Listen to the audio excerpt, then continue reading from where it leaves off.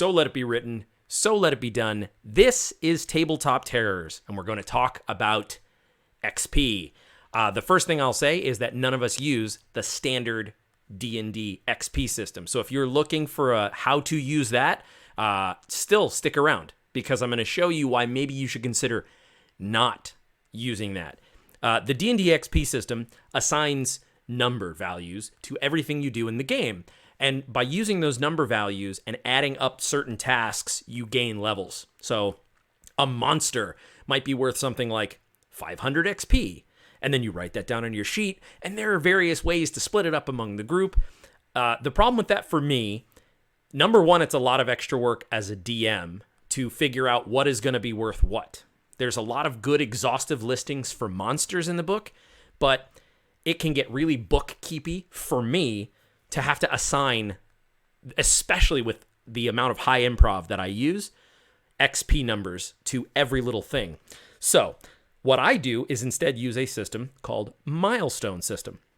Now, a milestone system means that as you play, after you complete a session, you assess how far the characters have come along, what they've completed, how well it went in terms of for them, against them, and then you stack those things together, and it's a very feeling sort of system. But then you say, okay, I feel like they've done enough, achieved enough, accomplished enough to level. Now, the trick becomes, and I think we'll go into this more in a deep dive of like, how do you figure that out and still make it fair? I'm going to give you a very simple baseline. Depending on how often you play, every 3 to 4 sessions or so, consider the feeling of a bump. Or if something really epic happens, you don't want to do it too much so that all of a sudden you got level 6 characters after 6 sessions. We will go into that more in a deep dive, but that is a general idea. I think you'll really like the milestone leveling. But there are tons of other cool ways to level up and different ways to assign XP. Jeff, what are some things that you use or some cool alternate ways? Yeah, so I guess just to be clear, specifically for D&D, I also prefer the milestone approach that Tim mentions, but there are, of course, a lot of other systems aside from D&D that are all really good as well. And some of the ways that they do XP is really interesting. One of my favorites is, I've seen it in Vampire the Masquerade and also in Blades in the Dark, and I'm sure a bunch of other systems. But the basic gist of it is that you get experience points at the end of each session if you've accomplished certain goals, and you can spend that experience points then to increase your attributes.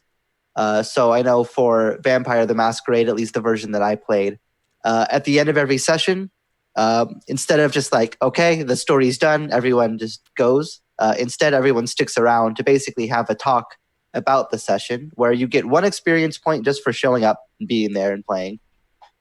You get 1 experience point for sharing something your character learned, either about themselves, about the story, about their party members, anything that they've kind of come to realize as a result of that session.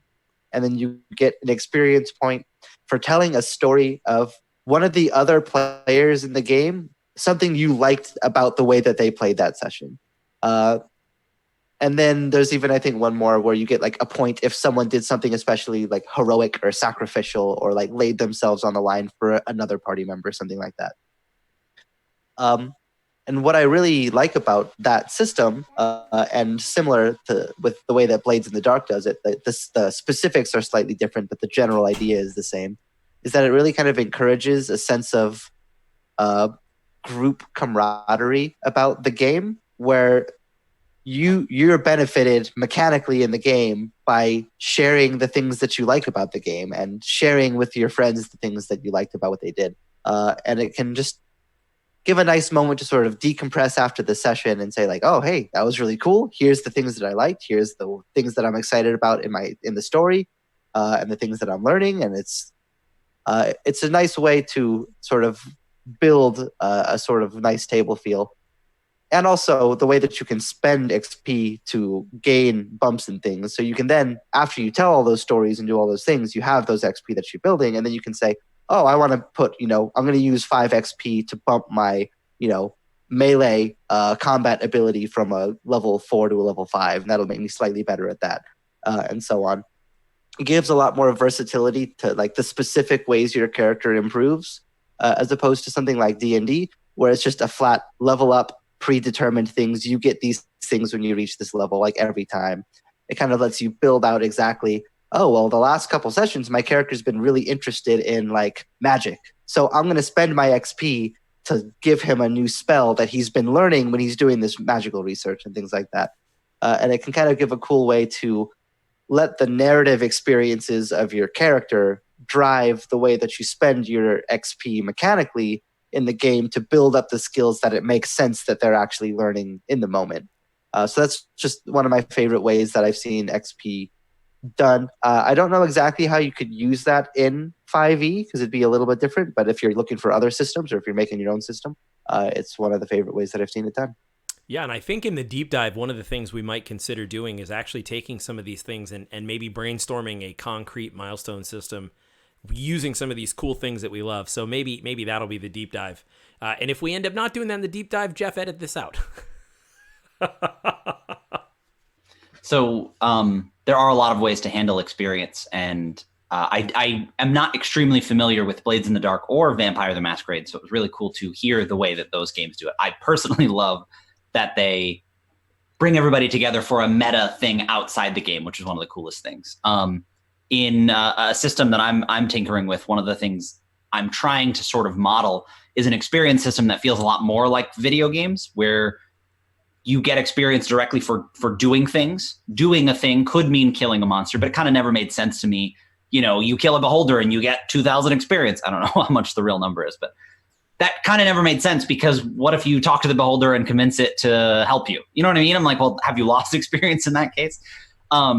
So the concept would be, and it's important to remember that the goal of this system would be to be polymorphed into a lot of different tones. So it's going to sound like there's 10 or 12 different things you could do with XP, but it'll be kind of a pick and choose deal. The basic idea is everybody has their own sort of talent sheet based on different things they have. And throughout the game, you can hand out experience, which allows somebody to, on the fly, go, oh, I did that, so I learned how to shoot my bow better, kind of thing. And because it's right there, you get +2. They can get those little bumps of leveling up within the game. In order to give that experience, the goal would be to have a bunch of quests. So if you go talk to the guy, you get XP. And sometimes they would be that simple. The first step in defeating the dragon would be talking to the townsperson that saw the dragon. The goal is to make it more interesting for the players, but also to make it easier for the GM to kind of wrangle the players. They don't have to do the quest, but it's cool when you can say, these are the things you get bonuses for. It doesn't mean if you go to the fishing shack and try to see what happened there that the GM's not going to give you experience. But when you get to that moment where the players are all standing around like, what do we do? Just like in a video game, you go, oh, well, what quests do I have? You know? So by awarding XP for what people can do, and especially for within the game, you have so much leeway. Because if you wanted to, you could give different players different amounts of XP. In most games, this wouldn't really make sense. But what if you wanted to run sort of everybody, every man for themselves kind of zombie game where you have to work together, but really you're trying to hoard more stuff than the other players, but you're kind of together, it would allow you to do that within the game as well. So basically throwing out anything you know about XP is the plan for this system. But the goal would mostly be to do things, to give the players things to do to get XP rather than awarding it based on what they do, which kind of doesn't make sense to me. I think the thing that a lot of people forget about experience systems, especially when they're making one, is you're basically telling the players how you want them to play your game, like the sorts of experiences you want them to have, where it's like, D&D, you get XP for killing monsters. So that means when you play D&D, you're supposed to kill monsters, or in Blades in the Dark, you get experience for times where you fall into your flaw. So they want you to get messed up by your character flaws. So like the experience points kind of incentivize play patterns, which I think would be an interesting thing to talk about in the deep dive. And if we do, it might be worth planting that here, but we don't have to. As far as XP goes, use whatever system works for you. But as Jeff mentioned, it's an incentivization of what you want the players to act like. So remember that even though it is a big part of D&D and leveling, and it's a big part of the book, that doesn't mean that it's right exactly for you. So figure out how you want your players to feel and how you want them to level and how quickly you want them to level. And I'm going to end it by just saying, at the end of the day, if you just kind of do it with your gut, as long as it's fair and everybody's happy, you don't even have to really keep a specific system in place. And it doesn't have to be static either. You can change it up depending on the mission or the feel of the campaign. So as long as everybody's happy and you're happy as a game master, that's really the point. We're Tabletop Terrors, and we love fun, creativity, and tabletop games. If you love those things too, consider subscribing and being a part. For the comments, here's what I want to hear. I'm always curious to see, what is the highest level character you've ever played from level 1 up? And how were you awarded XP? Was it milestone? Was it by the actual numbers? Very curious to see that. And if you're a game master or a dungeon master, how do you award XP? Would love to hear that. I think let's finish it up with a Tabtarian toast. May you mend the first break. May you kill the first snake. May you conquer everything you undertake. And get as much XP as possible for it.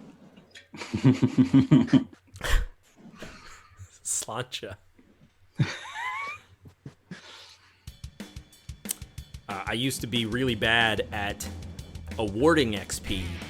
And so what I would do is, as a game master, this was years ago when I first started playing, I would try to keep notes during the session, and then I would retroactively try to assign XP to it. But I would only give it to certain people. It was the worst idea. Because think about it. It's based on the whims of what I wrote. That's so not fair, and that's why I'm like, this banky bookkeepy system is just like, I felt like a bookie. I'm like, let's see here. All right, well, yeah, hey, listen, you want more XP? You better double down on the roleplay next time. I'm taking bets on Old Yeller. No, it's not a horse.